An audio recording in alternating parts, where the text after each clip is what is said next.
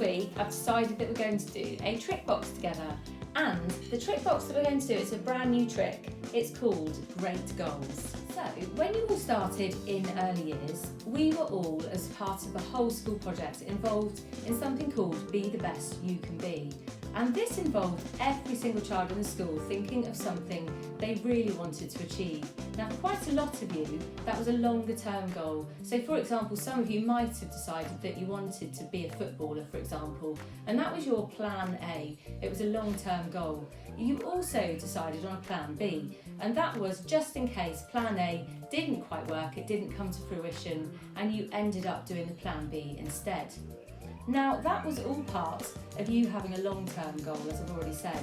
This trick, Great Goals, is more to do with a short-term goal that you might want to achieve. So we all know that when we practice doing something again and again, we get better at it. This trick, Great Goals, is all about visualising.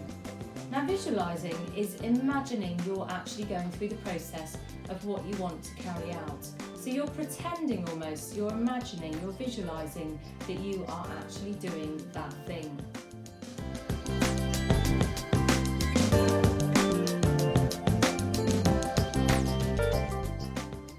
So when we are visualising something, our mind or our body responds as if we are actually doing it.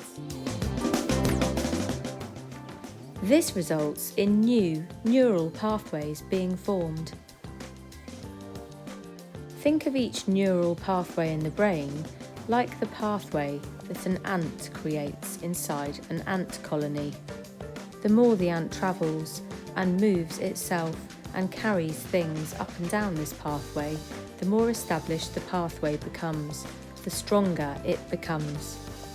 And so you begin to create a mental blueprint that allows you to perform better. Okay, so think about what your short-term goal is going to be. So this will be something that perhaps you can achieve quite quickly. It might be improving how you kick a ball if you're playing the game of football, or it could be something like completing a model that you started, or showing resilience by finishing a book that you started and perhaps is quite a long one and you're not quite at the end yet. So pick your own short-term goal and write it down at the top of a piece of paper. When you've done that, you're then going to draw onto your piece of paper 3 steps. And it will look like this. So you'll have your short-term goal at the top and then your steps 1, 2 and 3. Pause the video while you do that.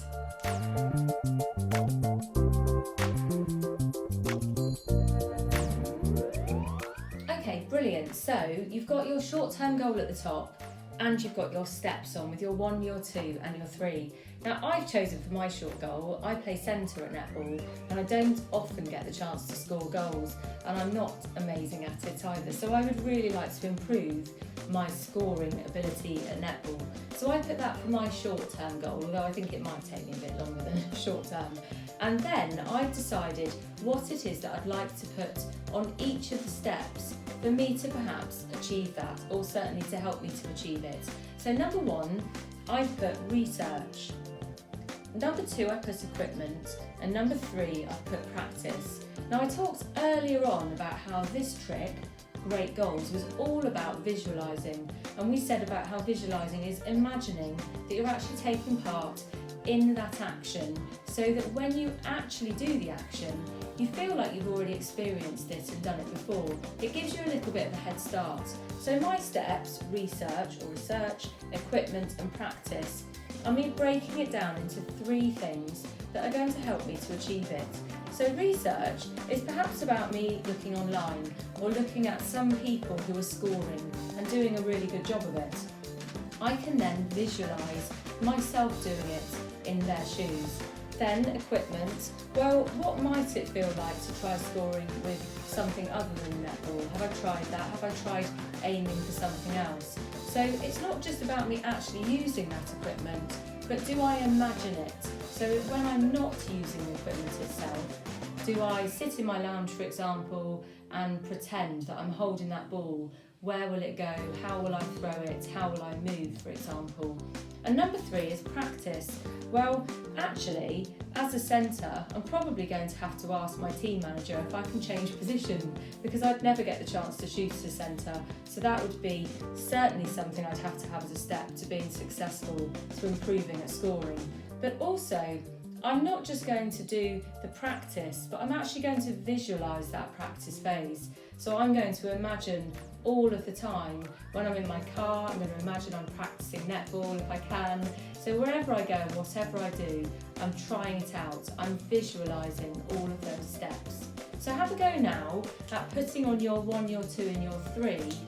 3 steps, they don't necessarily have to be in order, but 3 steps that you think are going to help you to achieve that goal. And if there's somebody at home now that you could chat to and talk through, then great. See if it all makes sense. If not, don't worry, you can fill them in later. So pause the video and fill in your steps.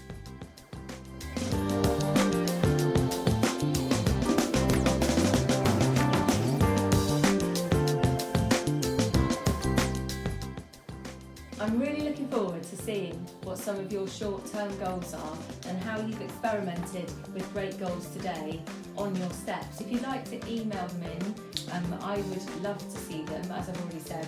And also, can you remember that the more that you imagine doing something, actually the better you're going to become at it. So remember that word visualise, and remember to try great goals.